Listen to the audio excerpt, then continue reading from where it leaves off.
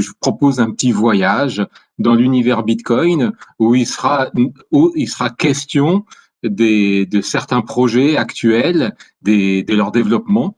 Je pense que à vous écouter au début de votre intervention, c'était un petit peu ce qui vous intéressait pour vous tenir au courant de ce qui se fait du côté Bitcoin. Donc voilà, évidemment, il est hors de question de parler de tout. C'est un univers qui foisonne et avec des projets divers et variés. Voilà, je propose un petit voyage dans cet univers et parler de certains d'entre eux. Alors, hop. Alors.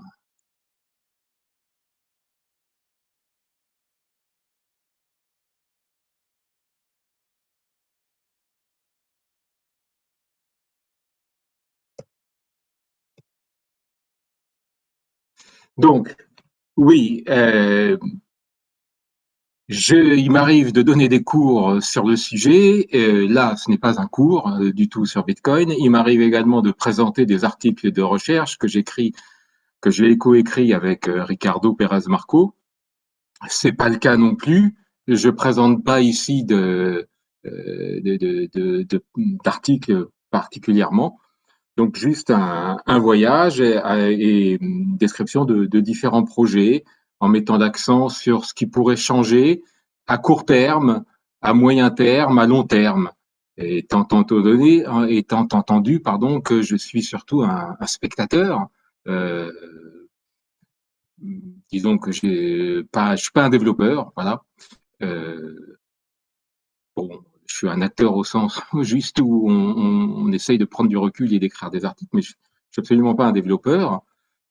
Euh, Simplement, là, cette diapo m'invite à prendre un petit peu de recul et à, disons, évoquer vaguement le monde de la recherche et le monde du Bitcoin. Et donc, une simple recherche montre qu'aujourd'hui, il y a plus de 155 000 articles qui citent Bitcoin aujourd'hui, qu'il y a eu une production multipliée par 2 en un an entre 2017 et 2018, ce qui montre un petit peu l'engouement. Et je constate qu'un peu partout dans le monde, on voit fleurir, on voit naître des centres de recherche sur le sujet, notamment, j'en ai parlé à l'Imperial College, il y en a à Stanford, il y a le Media Lab, notamment au MIT, donc qui sont des vrais organismes très importants. Euh, bon, malheureusement, il n'y en a pas encore en France. La France qui a beaucoup de retard, voilà, ça ne veut pas dire qu'il n'y a pas de recherche non plus développée en France. En tout cas, il y en a surtout en sociologie, peut-être en économie, mais en informatique, il y en a peu, essentiellement l'INRIA, grâce notamment au partenariat avec Tezos, peut-être, que l'orateur suivant pourra en parler. Je peux citer quand même les travaux de Yannick Serin de l'ANSSI qui sont importants et qui a coécrit des articles avec des développeurs Bitcoin très importants qui vont changer le réseau à travers des softworks dont je vais un petit peu parler. Alors, pour comprendre un petit peu les développements, pour comprendre ce qui se fait aujourd'hui sur Bitcoin, je sais bien que là, dans l'assistance, il y a des tas de personnes qui pensent que Bitcoin n'est pas une monnaie, que c'est je ne sais quoi. Mais en tout cas, ceux qui en détiennent, ceux qui sont amateurs du sujet, eh bien, considèrent qu'ils ont affaire à une monnaie complètement alternative et fiers qu'elle ne ressemble absolument pas à d'autres monnaies là bien établies comme l'euro ou le dollar. Donc ça, c'est une chose très importante que la communauté souhaite préserver.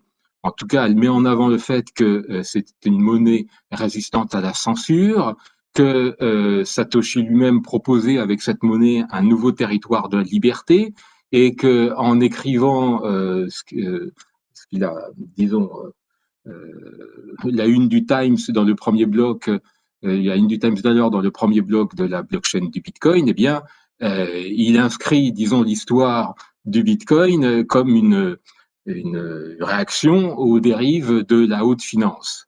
En tout cas, ce qui est clair, donc, c'est que le Bitcoin est une monnaie alternative, propose une autre voie et que ce n'est pas la finance de marché pour tous. Ce n'est pas le but du Bitcoin. Ce n'est pas de faire de tout le monde des traders et de pouvoir acheter et vendre et faire du pump and dump sur les cours. Donc ça, c'est pas l'objectif. Et ça a des répercussions euh, parmi les développements et parmi les choix des développements notamment. Hein. Et donc, il est important de comprendre que Bitcoin, c'est avant tout un espèce de mélange entre la politique et la technologie et qui donne, si vous voulez, vie à ce que Proudhon parlait, évoquait, à savoir l'ordre sans le pouvoir. Effectivement, j'entendais Adli du cercle de coin utiliser cette expression de Proudhon pour décrire un petit peu ce que faisait la blockchain, eh bien, c'est bien, ça décrit bien ce que ça veut dire. Donc, il y a un consensus qui est établi, un ordre, mais sans un pouvoir d'un certain acteur, détenu par un acteur. Donc, c'est une crypto-monnaie qui a donc plus de 12 ans d'âge, qui a peut-être 100 millions d'utilisateurs aujourd'hui dans le monde. On l'a annoncé mort, évidemment, des milliers de fois. Ça aurait fait plaisir à beaucoup de gens, mais comme vous le savez, il est toujours là. Puis il y a eu cet épisode, enfin, pas tout à fait ridicule, mais ce buzz blockchain disons, révélé l'existence du Bitcoin à beaucoup de gens. Donc ça, c'était l'aspect positif. Il y a eu également des exposés intéressants en 2015-2016 quand on en a parlé. Mais également, ça a transmis, disons, des idées un peu fausses, à savoir que la blockchain serait vraiment l'objet important dans cette nouvelle avancée technologique, alors qu'en vérité, la blockchain existait déjà bien avant l'existence du Bitcoin, à travers les travaux de Stuart Haber et Scott Stornetta, mais c'était une base de données qui n'intéressait absolument personne. Et c'était juste quelques articles euh, poussiéreux, mais qu'a dépoussiéré Bitcoin, qu'a dépoussiéré Satoshi Nakamoto et qui en a fait la véritable moteur de sa crypto-monnaie. Euh, euh, voilà. Donc, la blockchain n'a d'intérêt que parce qu'elle est utilisée dans un réseau qui, lui, est décentralisé. Sinon, ça n'a que très peu d'intérêt, en fait. Il faut de se pencher sur la blockchain. C'est une base de données lourde, difficile à manier. Il y en a d'autres beaucoup plus intéressantes pour des projets vraiment centralisés. Bon, euh, voilà. Euh, Alors, ce dont les amateurs de Bitcoin sont fiers, c'est du fait que ils insistent sur le fait que la monnaie est décentralisée. Donc, voilà. Donc ça, c'est un petit peu un point important. Et chaque adepte de crypto-monnaie va essayer de prouver à l'autre que sa crypto-monnaie est plus décentralisée celle du voisin. Alors, ce sont des débats qui sont en général sans fin, puisqu'il n'y a pas de paramètres clairs qui peuvent déterminer la décentralisation d'un réseau.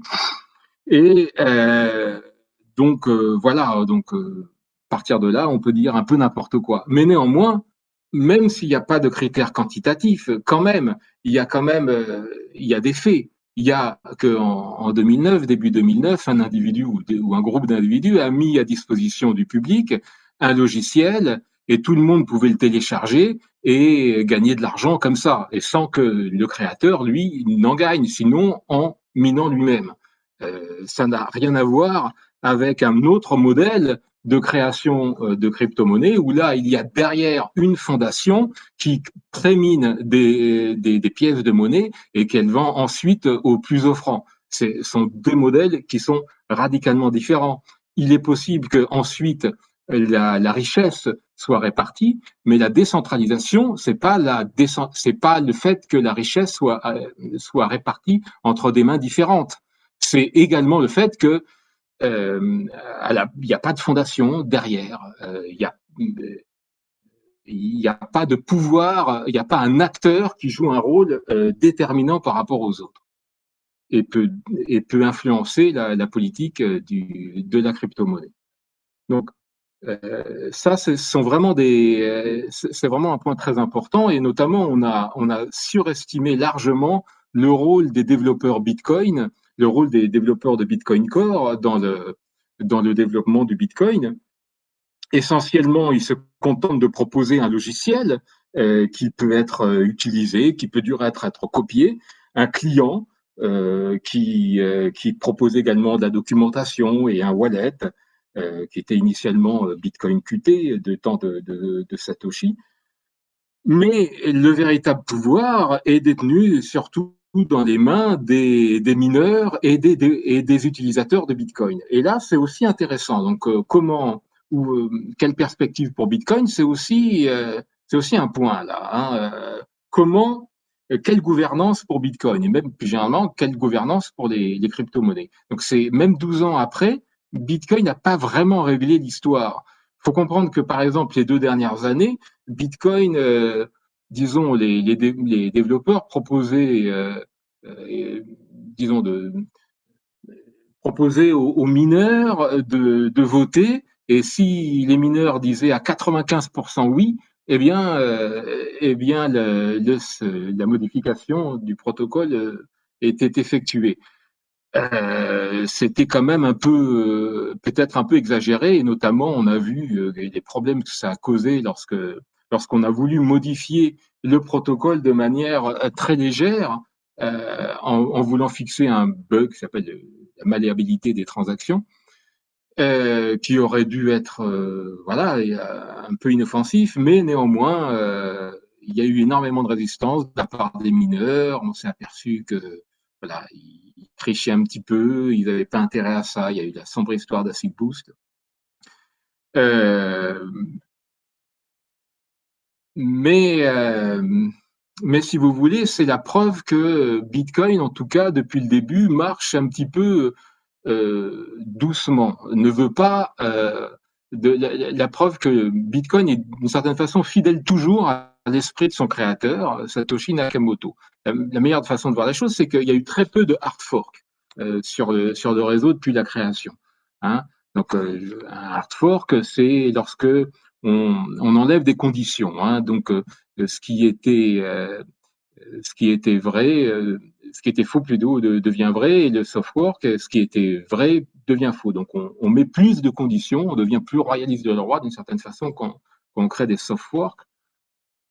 Et donc plus on crée de soft work d'une certaine façon, plus on précise une certaine pensée originale. Et c'est ce qu'a fait, c'est ce qu'on a cessé de faire finalement Bitcoin depuis sa création, mis à part quelques hard forks qui étaient vraiment nécessaires, parce que là, il y a eu des bugs, il y a eu quelques bugs, très peu, mais qui ont été résolus parfois avec un hard fork.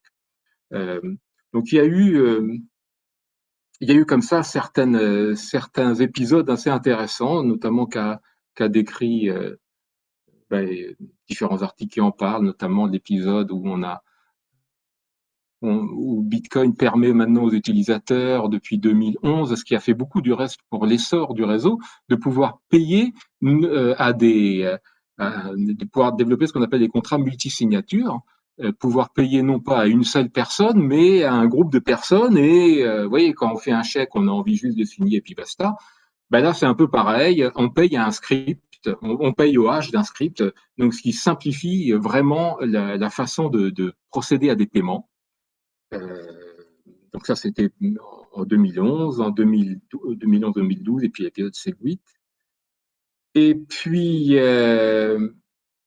oui, sport, que c'est assez intéressant. Vous voyez, c'est une idée qui a été développée, je crois, par Jérémy Rubin l'an dernier, qui est au lieu de demander l'avis des mineurs et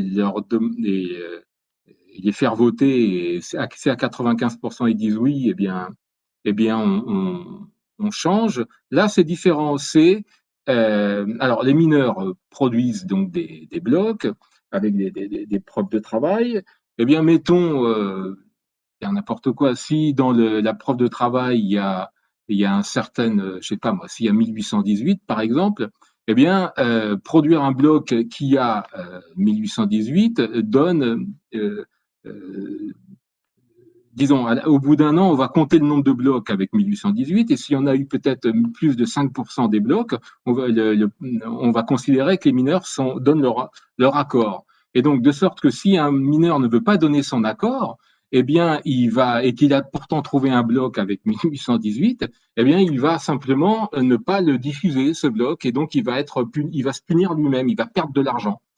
Voilà, donc bon, ça sera probablement pas utilisé, mais c'est pour dire que Bitcoin va aussi là dans cette direction, dans la recherche d'une gouvernance, d'une meilleure gouvernance, euh, et, et cherche un peu à réduire le pouvoir des mineurs, surtout depuis la triste affaire à Sibus. Bon, euh, oui, alors, si vous voulez, tout le monde. Bon, je vois bien que le prix du Bitcoin s'envole, mais néanmoins, tous les amateurs diront, ne cesseront de répéter que le Bitcoin n'est qu'une expérience et qu'il ne faut investir que ce que l'on est susceptible de perdre. Et ça veut dire aussi par là que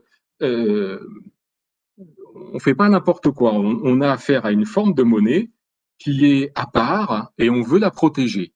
Voilà, on va pas mener n'importe quelle, on va pas, certes c'est une expérience, mais on a envie qu'elle réussisse. On va pas aller dans n'importe quelle direction. Le bien le plus précieux, le bien le plus précieux dans le Bitcoin, c'est la sécurité. Même s'il est vrai, il y a des problèmes, ce qu'on appelle de scalabilité et de confidentialité, qui vont être résolus.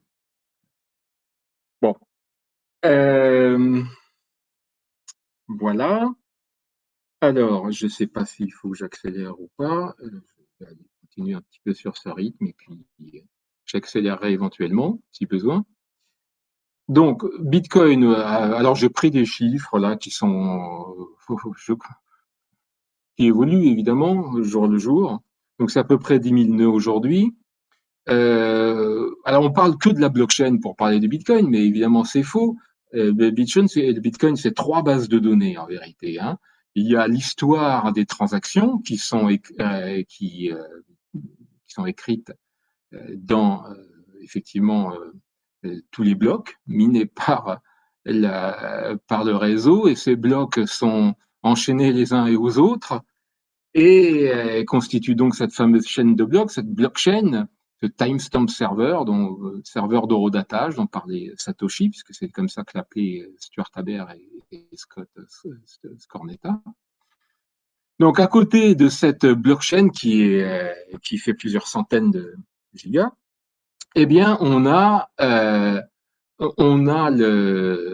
l'ensemble des UTXO. C'est l'ensemble des UTXO, c'est l'ensemble de toute la richesse du monde. Et on a également à côté ce qu'on appelle la mempool, c'est-à-dire ce sont des transactions qui sont en attente de validation. Voilà. Et à chaque fois qu'un bloc est validé, il y a une mise à jour de toutes ces bases de données. Voilà. Nouveau bloc implique mise à jour de l'UTXO7 et mise à jour de la mempool. Donc dans ces fameux blocs, il y a différents ces blocs, il y a une en-tête, n'est-ce pas? Donc, j'ai décrit. Bon, il y a différents paramètres dans cette en-tête. Il y en a un qui sert à rien, c'est le nonce. Il sert à rien parce qu'en fait, il est beaucoup trop petit, la manière dont on l'impose. Le véritable nonce est caché dans le script SIG, dans l'input de la Coinbase, sur lequel on peut mettre n'importe quoi. C'est là que que les mineurs peuvent, disons, créer de l'aléa. On peut aussi créer de l'aléa en changeant les feuilles des arbres de Merkel. Enfin, on a différentes façons de créer de l'aléa aussi avec la date de redatage du bloc. Mais en tout cas, le nom, ça ne sert à rien. Ah, clairement, il ne sert à rien. On peut décrire d'ailleurs les paramètres.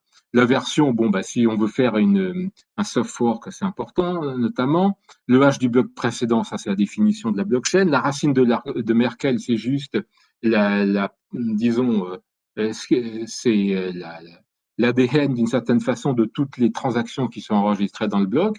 Le timestamp, alors lui, il n'est pas loin de ne servir à rien non plus. Le timestamp, donc c'est la date de création du bloc inscrite dans le bloc, il ne sert que pour déterminer le suivant, suivant certaines règles. Bon, On peut d'ailleurs qui sont très lâches, puisqu'on peut avoir un timestamp d'un bloc successif qui est inférieur au précédent. Mais donc, néanmoins, un timestamp sert à définir le suivant, plus ou moins, suivant certaines proportions. Et l'important, c'est juste le 2016e timestamp après et le premier. Et une fois qu'on peut faire la différence entre les deux, on peut procéder à ce qu'on appelle un ajustement de la difficulté, qui a pour but de faire en sorte que les blocs soient validés toutes les 10 minutes. Voilà l'intérêt de tous ces paramètres. Donc la blockchain, c'est donc 315 gigabytes, en tout cas hier, et c'était à peu près 660 000 blocs minés depuis janvier 2009. Voilà. Donc un temps de minage de à peu près 10 minutes. Alors, c'est 4 transactions par seconde, mais en vérité, on peut aller plus loin. Hein. On peut calculer la limite du reste. Hein. Avec tous les paramètres de Bitcoin, on peut savoir à peu près que c'est à peu près, je crois, 20 transactions par seconde, et on ne peut pas aller au-delà de ces 20 transactions par seconde. Hein. Donc ça, c'est une limitation. Bon, on peut effectivement jouer. Alors l'UTXO7, vous voyez, pour donner des ordres de grandeur, il y en a 70 millions aujourd'hui du TXO7, ça croît de manière linéaire, donc c'est aussi un problème. Je vais y revenir un petit peu. Il y a voilà, il y a des solutions proposées. Et puis la même pool, 25 mégabytes, qui peut être aussi un problème du reste. Et avec des frais de transaction qui sont ce qu'ils sont aujourd'hui sur le réseau Bitcoin. Et donc c'est la raison pour laquelle ben voilà, à part faire des gros transferts d'argent, on n'a pas intérêt d'utiliser Bitcoin, le réseau lui-même, pour faire de simples transferts d'argent avec des montants, disons, pour acheter une baguette de pain, on n'a clairement pas intérêt de le faire sur le réseau Bitcoin. Par contre, il y a d'autres solutions qui sont possibles. Oui, alors, donc on peut jouer avec ces paramètres, mais si vous voulez, c'est pas le fait qu'il y ait 10 minutes, qu'il y ait que les blocs soient limités à 1 mégabyte, qu'on a des problèmes. Sur le réseau Ethereum, enfin, je voulais pas prononcer le mot, mais bon, voilà. Sur d'autres réseaux, on peut imposer des transactions, disons des temps de minage interbloc de 10-15 secondes, mais en vérité, ce réseau-là, il se retrouve aussi surchargé comme le réseau Bitcoin aujourd'hui, avec des frais de transaction qui sont également extraordinaires. Or, Bitcoin a des solutions pour répondre à cet engorgement du réseau Bitcoin, hein, tandis que ces autres réseaux de crypto-monnaies n'en ont pas.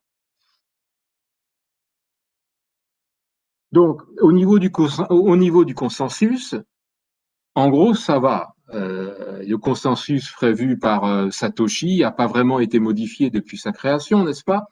C'est toujours. Alors, c'est pas la blockchain la plus longue comme c'était au début. Il y a une petite modification. C'est donc bien la blockchain la plus solide, celle qui a été la plus compliquée à produire.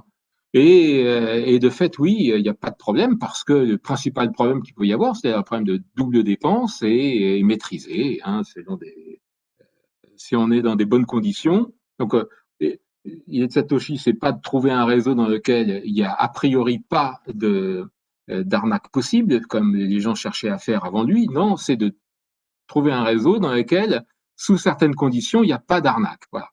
Et il n'y a pas d'arnaque, et ceci étant, disons, pouvant être quantifié par un petit calcul de probabilité. Donc voilà. Donc, effectivement, si on prend ces précautions, il n'y a pas d'arnaque, et même, il y a donc la probabilité de réaliser une arnaque est très faible, et en même temps, on n'a pas intérêt de le faire, même si on était un attaquant.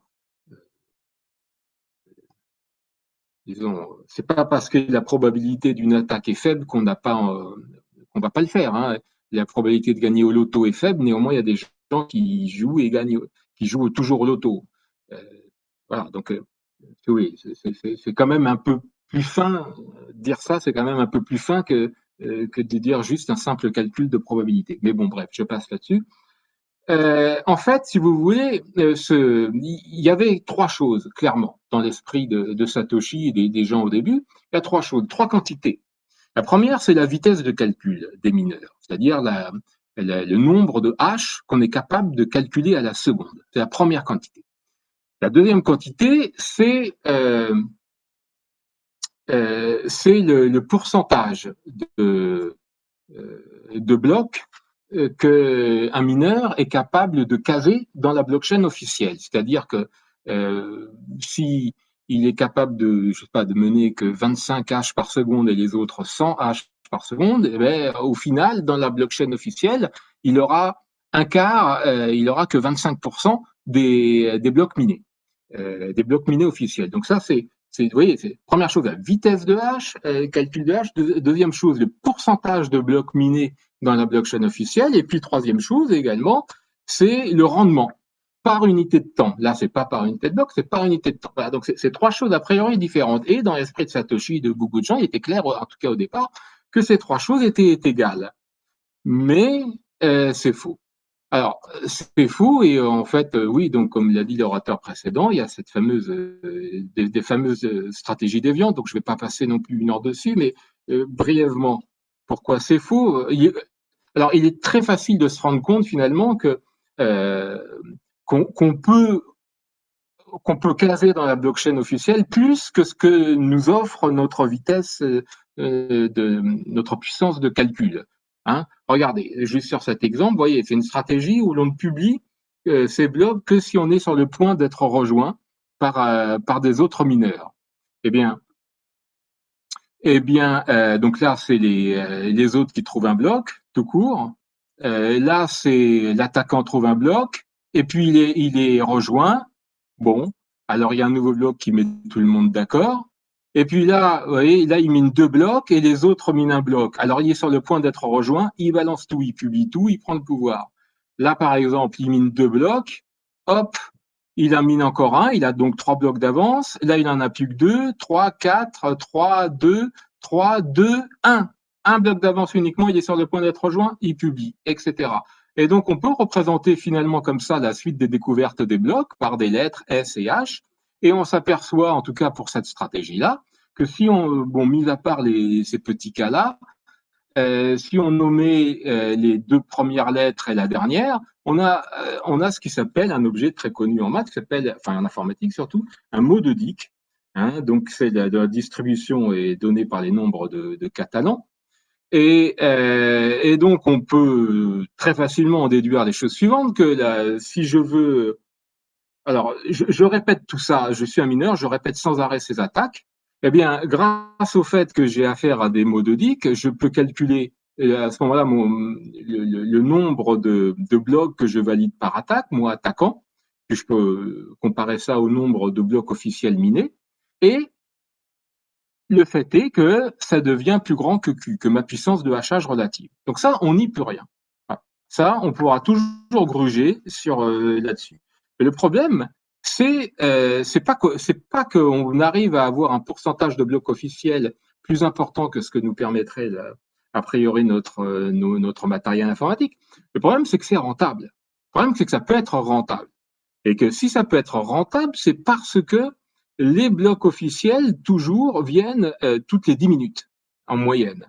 Et que, quoi qu'il arrive, ça viendra toutes les 10 minutes. Donc, en particulier, dans le cas qui est ici, on voit bien qu'il y a du déchet. Il y a des blocs qui sont orphelins, et donc, au bout d'un moment donné, il y a un ajustement de difficulté qui va faire baisser la vitesse de la difficulté de minage, et donc on va être avantagé, enfin tout le monde va être avantagé, les blocs, aussi bien les honnêtes que les attaquants, ils vont miner, tout le monde va être capable de miner des blocs plus rapidement. Ce qui fait que au départ, la stratégie est pas rentable, mais après, après justement de difficulté, par unité de temps, elle le devient. Parce que, si vous voulez, c'est pas parce que j'ai 99% des blocs minés dans la blockchain officielle que j'ai une stratégie géniale. Si c'était ça et que tous les blocs officiels parvenaient, mettaient 10 heures avant d'arriver, ben, je ferais mieux juste d'être honnête. Non. Donc, en, voilà. Donc, en fait, on peut même prouver que sans ajustement de difficulté, la meilleure stratégie, c'est la stratégie honnête. Et qu'en fait, le truc, c'est que le taux de rendement du minage ne devrait pas être égal au pourcentage officiel de blocs minés. Donc, la solution pour contrer cette attaque, vraiment, c'est que le protocole devrait prendre en compte la production de blocs orphelins. Donc, voilà la solution. Il faut juste que les nœuds signalent l'existence de ces blocs orphelins. Et pour ça, il faut leur donner les moyens, il faut que les preuves d'existence de ces blocs orphelins soient indiquées dans les blocs et que l'ajustement de difficulté prenne en compte cette production de blocs orphelins. Et de sorte que 10 minutes doit être le temps de minage d'un bloc, qui soit officiel ou non. Parce que le problème dans le cas précédent, c'est que il n'y a pas eu la difficulté devrait être un indicateur de la puissance de minage de tout le réseau. S'il n'y a pas de changement s'il y a toujours le même nombre d'acteurs qui font la même activité de minage, la difficulté n'a aucune raison de diminuer. Or, elle est baisse parce que le protocole ne voit pas et croit qu'il y a des acteurs qui sont partis. Il le croit parce que les blocs orphelins ne sont pas pris en compte dans l'ajustement de difficulté. Donc, il faudrait pouvoir le faire. Et voilà. Alors, bon, ça arrivera peut-être. Hein. En tout cas, maintenant, ça l'est pas. Juste là, sur Ethereum, quand même, si vous voulez, en fait, l'attaque est beaucoup plus grave en fait sur Ethereum parce que sur Ethereum, même si vous ratez votre attaque, vous gagnez de l'argent. Parce que le risque, c'est je mine un bloc, je le garde secret, mais les autres ensuite en trouvent un, et puis encore en trouvent un par-dessus un bloc honnête. À ce moment-là, j'ai miné pour rien. Mais même dans ce scénario-là, pour Ethereum, l'attaquant gagne de l'argent, puisque les blocs orphelins sont rémunérés. Donc, pourquoi se priver d'attaquer dans ce cas-là? Vous voyez? Donc, en fait, si vous voulez, si on analyse le réseau Ethereum à sa création, il était totalement buggé. Il suffisait de plus de 10% de puissance de hachage au début du réseau Ethereum pour avoir intérêt à mener une stratégie complètement déviante du type selfish mining. Et en plus, il était buggé même doublement euh, parce que on pouvait tirer profit de cette arnaque immédiatement, vu que on n'attend pas 2016 blocs avant qu'il y ait un ajustement de difficulté sur Ethereum, ça se fait instantanément. Bref. Néanmoins, il y a eu une modification sous l'impulsion de Sergio Lerner, dont on aura peut-être l'occasion de parler de nouveau, qui a modifié cette formule d'ajustement de la difficulté sur Ethereum et l'a rendue robuste. Et du coup, grâce à cette nouvelle formule d'ajustement de difficulté, Ethereum a maintenant un niveau de robustesse comparable à Bitcoin. Voilà. Et donc la solution, c'est ce que j'écris là, à savoir, il faut prendre en compte voilà, il n'y a pas le N1 là dans Bitcoin actuel. Il faudrait qu'il y ait ce N1. Donc voilà, que le réseau puisse détecter la production de blocs orphelins. Bon, donc ça c'était juste au niveau du consensus. Voilà. Donc en gros pour dire le consensus, tout va bien. Alors, je vois qu'il y a des questions, mais je continue, ok, je répondrai à des questions plus tard. Donc, alors, la plupart des développements en réalité sur Bitcoin se font au niveau des scripts. Hein. Alors, au niveau des scripts, alors, si on veut prendre part au réseau Bitcoin, on a intérêt de se créer une adresse. C'est la première chose si on veut si on veut recevoir des Bitcoins. Et une adresse Bitcoin, c'est le hash d'une clé publique. Et le transfert de Bitcoin est matérialisé par ce que l'on appelle une transaction. Une transaction qui ensuite est enregistrée éventuellement dans la blockchain. Et une transaction, c'est à peu près ça. Disons que ça a été modifié un petit peu avec Segwit, mais une transaction, c'est deux parties essentiellement. La première partie, un ensemble d'inputs, Et la deuxième partie, un ensemble d'outputs. Avec Segwit, il y a aussi une partie témoin des transactions, épreuve des transactions. Donc cette transaction, la transaction décrit le transfert de Bitcoin. Qu'est-ce que j'ai fait? Ah, là, j'ai fait des bêtises. Alors, attendez, du coup.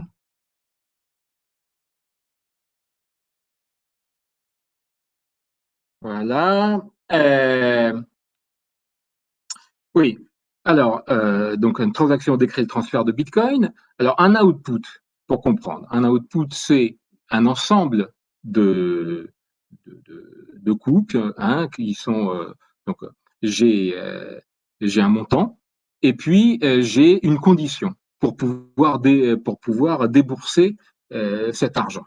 Et les outputs ont deux états, dépensé, non dépensé, spent, unspent. Et ce qu'on appelle l'UTXO7, c'est l'ensemble des outputs qui sont dans l'état unspent. Voilà. Alors maintenant, un input, c'est un ensemble de références à des outputs. Mais pas uniquement, c'est je fais référence à tel output et en plus, j'apporte la preuve que je suis en mesure de déplacer l'argent qu'il y a sur l'output. Donc c'est à la fois la référence à l'output et la preuve pour pouvoir transférer l'output. Donc, de sorte que, vous voyez, l'output, c'est un TUPLé entre les montants et les conditions. Une condition, c'est un script bloquant, d'accord? Et puis, l'input, c'est un TUP entre référence et preuve. Et une preuve, c'est se matérialise par un script libérateur. Je vais donner les conditions pour transférer l'argent. Voilà. Donc, le nouveau bloc met à jour tout ce qu'il faut, la même pool et l'UTXO7. Et alors, tout cela est en train d'être revu parce que, si vous voulez, c'est pas optimal. Le langage Bitcoin, il n'est pas optimal. Et puis également, on voudrait être sûr de ce que l'on fait. On voudrait, là, c'est aussi une direction dans laquelle va Tezos. On voudrait on voudrait pouvoir écrire des, du code et qui permettent disons, de nous prouver, on voudrait disposer de preuves formelles que le code fait bien ce qu'on a envie qu'il fasse. Voilà. Donc ça, c'est des développements que sont en train de mener des équipes, notamment chez Blockstream. Euh, donc il y a Miniscript et puis il y a Simplicity. Voilà, donc c'est des Miniscript marchent en partie sur certains scripts P2SH.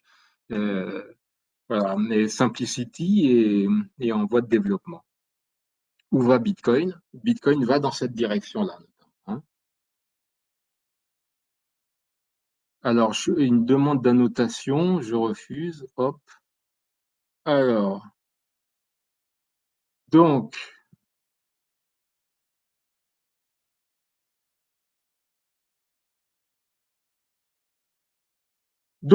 alors, si vous voulez, le problème, c'est pas uniquement qu'on aimerait bien pouvoir auditer bien les scripts et optimiser le langage, changer, modifier le langage. On veut pas non plus un langage Turing complet comme sur Ethereum. On n'a pas envie de créer toutes les dérives qu'on a pu connaître sur Ethereum. On ne veut pas ça sur Bitcoin. Donc, on n'a pas envie, a priori, de langage Turing complet. Mais on veut un langage sophistiqué pour pouvoir avoir plus de sécurité, car comme je l'ai dit, on veut de la sécurité avant tout sur le réseau Bitcoin. Donc, euh, il y a une autre chose que l'on souhaite, c'est aller vers davantage de confidentialité des transactions. Alors, il y a eu une avancée en ce sens, d'une certaine façon, avec l'invention du P2SH, où là, vous voyez, si je dois envoyer de l'argent à un ensemble de personnes, eux, ils me donnent un hash et puis je paye à ce hash, point barre. Je ne veux pas savoir à qui j'envoie l'argent, ils se démerdent. Moi, ça va être très simple. Donc, l'output, il va être simple à écrire. Et en taille, il est petit par rapport à l'input qui est gros, où là, il faut toutes sortes, il faut écrire toutes les conditions et il faut écrire dedans toutes les preuves possibles. Donc, il y a de fait un déséquilibre aujourd'hui dans le Bitcoin entre les inputs et les outputs. Les outputs qui sont pas mal, qui sont opaques, on ne sait pas à qui vraiment on envoie l'argent. Et puis, par contre, les inputs sont totalement transparents. C'est-à-dire que si j'ai 15 conditions pour envoyer un input, eh bien, au moment où je vais faire la transaction, pour pouvoir prouver que ma transaction est légale, je vais devoir partager au réseau toutes les transactions possibles, toutes les conditions possibles et montrer que ce que je fais résout disons, répond à une des conditions possibles, apporte la preuve d'une des conditions. Donc c'est absolument transparent. Donc je sais bien que toutes sortes de personnes aimeraient bien que tout soit transparent comme ça, mais les gens ne veulent pas. On veut rendre les transactions le plus anonymes possible. Hein. Et idéalement, on voudrait des transactions à zéro preuve de connaissance, mais c'est pas encore le cas. Donc, il y a ce problème disons, des inputs qui sont pas toujours le même problème. Il y a des inputs qui sont pas comme on voudrait qu'ils soient, et donc qui sont lourds, et on voudrait réduire la taille des inputs, donc on gagnerait de la place, on gagnerait également en frais de transaction et on gagnerait en confidentialité. Alors, il y a une solution qui a été proposée, alors je ne sais plus si c'est Russell O'Connor ou d'autres, Peter Todd, je ne sais plus, pardon, je ne sais plus. Et donc, si vous voulez, c'est au lieu de révéler toutes les conditions possibles, tous les scripts possibles permettant de débloquer l'argent, eh bien, on va hacher tous ces scripts. On va même construire un arbre de Merkel avec tous ces scripts possibles. Et au lieu de révéler uniquement tout ce qui était possible, eh bien, on va montrer que le script que l'on écrit, eh bien, fait partie disons, on va décrire le chemin jusqu'à la racine de l'arbre de Merkel, ce qui permettait de gagner en confidentialité. On ne donne plus tout ce qui était possible. Donc, vous voyez, si on envoie de l'argent soit à Ben Laden, soit à moi-même, et que c'est public, on va se dire, ah ben lui, il aurait pu recevoir de l'argent de la part, l'argent qu'il reçoit aurait pu être reçu là aussi par Ben Laden, donc on va peut-être le surveiller. Vous voyez, mais maintenant, ça sera plus possible. Parce qu'on ne saura plus à qui aurait pu être envoyé l'argent. Donc, pour gagner de la vie privée, il y a ces solutions grâce qui s'appelle MAST. Hein. Et puis, une autre façon de gagner en confidentialité, c'est en prenant des schémas de Schnorr, en utilisant un schéma de signature de Schnorr, où en gros, on peut additionner facilement des clés publiques. Et si on additionne des clés publiques, on obtient un résultat qui ressemble lui-même à une clé publique, de sorte que, en voyant dans un schéma de Schnorr, envoyer de l'argent à un contrat multisig, c'est comme envoyer de l'argent à juste une personne. Et de plus, on peut, par principe de linéarité des signatures de Schnorr, on peut disons, cacher le fait que le fait qu'on ait à rédiger un script un peu compliqué, un peu alambiqué. Dans le cas précédent de MAST, même si on ne présentait pas tous les inputs possibles, on révélait quand même l'existence de fait qu'on a une transaction MAST. Mais grâce à Schnorr, on va rendre ce fait indiscernable. Toutes les transactions seront comme des transactions où on envoie de l'argent d'un individu à un autre. Donc on ne saura plus ce qui se passe, d'accord? Donc ça, c'est Taproot. Donc c'est Taproot. Alors voilà. Donc une solution qui a été notamment proposée par Gregory Maxwell qui va arriver. Alors j'ai peu le temps de parler de CoinJoin, qui est un autre moyen d'accéder à beaucoup plus de confidentialité encore. Là, on ne fait plus de transactions multisig et simplement c'est une technique pour blanchir de l'argent d'une certaine façon. Et on n'y peut rien. Voilà. Donc il y a déjà disons, c'est pas envoyer de l'argent à un groupe d'individus sans que je le sache, c'est j'ai de l'argent, je me l'envoie à moi-même, mais simplement on brise la chaîne, on brise l'histoire des UTXO. Donc j'accélère. Alors UTXO, c'est une autre technique pour voilà de scalabilité de l'UTXO7. Ma foi, j'aurais bien aimé parler des discrete log contracts. Je ne sais pas si je vais pouvoir le faire. Disons, ça a été inventé par Tadge Drija, bien qu'il ne le développe pas malheureusement. Enfin, il le développe plus vraiment. Pour le coup, ça peut intéresser beaucoup de gens puisque ça permet, disons, on peut. Ouais, c'est Tadge Drija est celui qui a co-inventé le Lightning Network. Et là, c'est aussi un peu les mêmes idées. Ça permettrait, si vous voulez, ouais, on peut faire des paris. Mais quand on fait des paris comme souvent le problème c'est qu'on peut truquer l'oracle. Voilà. Mais là, on fait donc l'oracle qui donne le résultat. Hein.